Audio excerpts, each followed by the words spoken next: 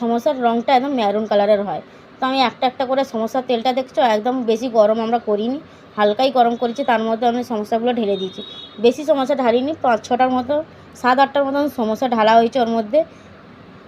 সমোসাগুলো এদিক ওদিক করে পেল্টে পেল্টে হালকা আঁচে একদম স্লো গ্যাসে ওটাকে একদম কালার মেরুন কালারের মতন করে নিতে হবে। তো বন্ধুরা, সমোসাটা কিন্তু আমাদের আদাটা হয়ে এসছে। এবার বাকি সমোসার ইয়েটা হয়ে গেছে। এই দেখতে পাচ্ছ পুরো সমোসার রঙটা দেখে না, এইভাবেই পুরো শেপটা আসবে।